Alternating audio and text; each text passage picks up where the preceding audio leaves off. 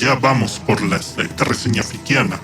Por ahora estamos logrando sacar adelante esta segunda temporada.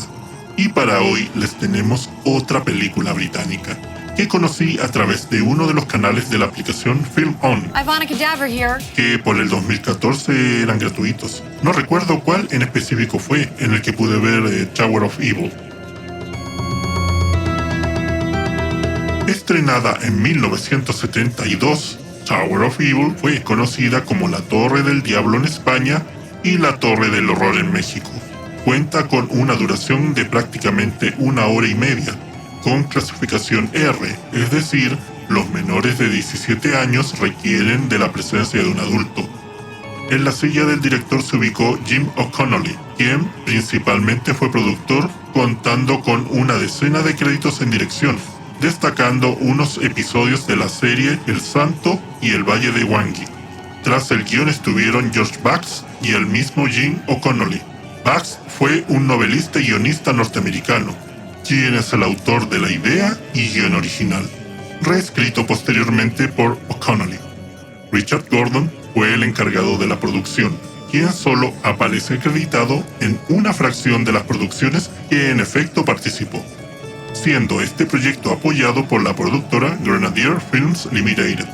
De la distribución para cine en Inglaterra se hizo cargo Anglo EMI Film Distributors, junto a MGM EMI, mientras que Fanfare Films la distribuyó en Estados Unidos. Elite Entertainment y Scorpion Releasing se han encargado de la distribución en formato DVD para Norteamérica. El rodaje se realizó en los estudios Shepperton en Inglaterra. La producción contó con un presupuesto de alrededor de $400,000. Supuestamente le fue bien en taquilla, pero no hay cifras al respecto. El soundtrack fue compuesto por Kenneth B. Jones. Entre sus créditos destaca la banda sonora de La tumba de la Higia de Roger Corman. El director de fotografía fue Desmond Dickinson, quien realizó la misma función en City of the Dead y en The Hands of Orlac, por citar 2 de sus trabajos. Mientras que en el departamento de maquillaje estuvo Jimmy Evans, quien también trabajó en Legend of Werewolf de Freddie Francis. Gordon Bond fue el peinador. La dirección de arte estuvo a cargo de Dudley Jones. El elenco principal fue conformado por Brian Halliday, Jill Howard, Mark Edwards, Jack Watson y Anna Polk.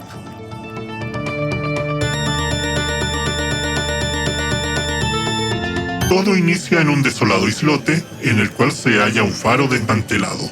Desafiando una intensa niebla, por alguna razón, 2 pescadores desembarcan en el lugar. Para su sorpresa, descubren vestigios de presencia de terceros, un cadáver desnudo y mutilado. Al internarse en el refugio, además de hallar más jóvenes, víctimas fatales, encuentran un retrato familiar. Continuando la macabra excursión, hallan a una sobreviviente, quien, en estado de shock, asesina a uno de ellos. Más tarde, la muchacha, sospechosa de haber cometido todos los asesinatos, es incapaz de dar testimonio alguno, debido al trauma psicológico. Al someterla a hipnosis, logran hacerla hablar. Sin embargo, nada sacan en limpio. Al descubrir que una de las armas utilizadas correspondía a una antigua espada ceremonial fenicia, despierta el interés de un grupo de científicos, quienes, interesados en hallar más tesoros, ¡Oro para todo lo que está! ¡Oro, Rosana, oro! planifican una expedición a aquella isla, uniéndose un detective privado contratado por los padres de la joven inculpada para demostrar su inocencia. La trama pronto nos revela que existen problemas internos entre los expertos, habiendo un trío que incluso podría extenderse a un cuarteto amoroso Con resultados sexuales. debido a que una de las integrantes no disimula ni se refrena al momento de saciar sus apetitos y no se trata de comida. El pescador traslada al grupo de científicos a la isla, junto a un joven lugareño pariente suyo, quien recomendó aquel lugar a los desafortunados amigos. Una vez instalados en el lugar, descubrimos que el detective sabe más de lo que aparenta, mientras que el pescador era hermano del hombre que aparece en el retrato familiar, quien, según sus palabras, murió misteriosamente al igual que su esposa e hijo, sin haberse hallado los cuerpos. Tras una nueva sesión de hipnosis, Penélope, la inculpada de los crímenes, logra revelar que había alguien más en la isla y sería el perpetrador de los asesinatos, empleando diversas armas de oro, parte del tesoro fenicio, reiterándose en las palabras miedo, mal, sangre, muerte y Baal. Mientras tanto, en la isla, los expertos insisten en la existencia de unas cuevas subterráneas, en las que debería encontrarse el tesoro, a pesar que Gurney, el pescador, lo desmiente. En tanto que Nora, la Man-Eater, descubre que el joven Brom sí ha estado en la isla con anterioridad, a pesar que el muchacho lo había negado previamente. Los científicos comienzan a desconfiar del detective, no tardando en confirmar que tiene una agenda secreta, en tanto que solo bastó que la noche se dejara caer para que Nora se sirviera a Brom. Sí, esta película le lleva una breve cuota de sexo. La situación comienza a complicarse cuando el barco vuela en pedazos. Por su lado, Nora, en lugar de bajarse un cigarrillo tras hacer sus cosillas, descubre un pútrido cadáver y la presencia de alguien más.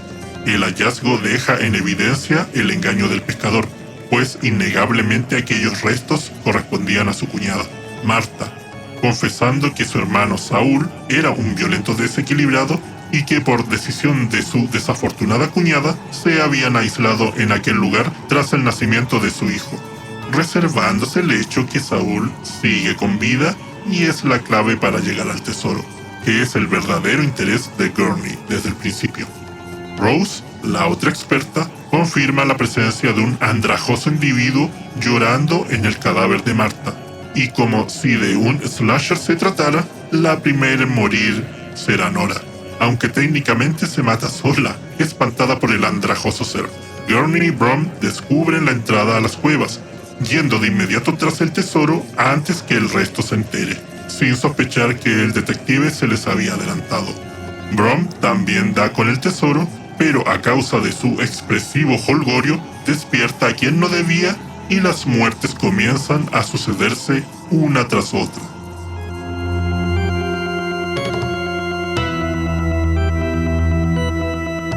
Entre las curiosidades destacables de esta película está el ser considerada un precedente del slasher. Tanto en portadas de VHS como en carteles promocionales se utilizó la imagen de la actriz Candace Clendening, quien encarnó a Penélope, a pesar que su papel era muy secundario. Al director del film, Jim O'Connolly, no le pareció que la película tuviese un buen guión. De hecho, dijo que era basura. Una vez que aceptaron su reescritura, pasó a dirigir el film. Los diálogos de Gary Hamilton, una especie de Mick Jagger bien alimentado, que personificó a Brom, fueron doblados por Nicky Hanson, quien realizó variados personajes shakespearianos. Los diálogos de John Hamill y Robin Asquith, quienes hicieron de Gary y Des, también fueron doblados.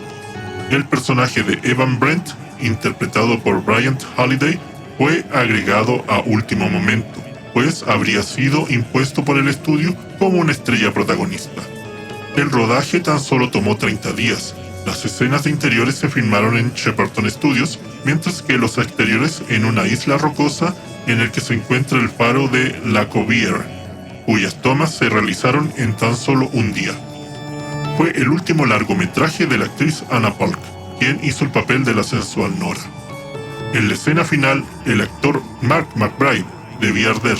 Obviamente llevaba un traje especial, pero se generó un excesivo calor provocando el desmayo del actor, siendo socorrido por el equipo de rodaje. No identificaremos el nombre de su personaje para evitar el spoiler. Esta película fue objeto de retitulaciones engañosas en otros países. Por ejemplo, en Estados Unidos fue lanzada en 1980 bajo el título Beyond the Fog, pretendiendo inducir un nexo inexistente con The Fog de John Carpenter. En Alemania fue retitulada con el nombre Tower of the Living Corpse. Más tarde, en los 80, fue relanzada como Terror Tower of the Zombies, siendo que en la trama no hay zombies. Para disimular aquello, modificaron un par de diálogos para aparentar El personaje de Penélope había sido zombificado en las escenas en las que originalmente se mostraba profundamente traumatizada. Aquí no hay ningún timo. En tanto que en Italia se tituló ¿Por qué el dios fenicio sigue matando? Esta película fue estrenada en doble función junto al film Demons of the Mind de la Hammer, mientras que en Estados Unidos también fue exhibida en función doble con Tales of the Bizarre, y años más tarde junto a Dead Race 2000. Finalmente, aunque inicialmente Tower of Evil fue menospreciada por la crítica, con los años ha ganado un estatus de culto por parte de los fans.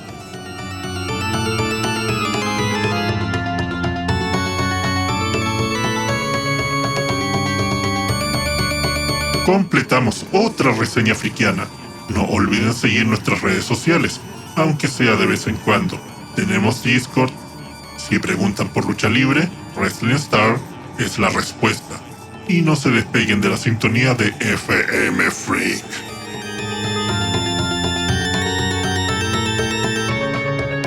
Y así, pequeñines, concluye nuestra historia de hoy.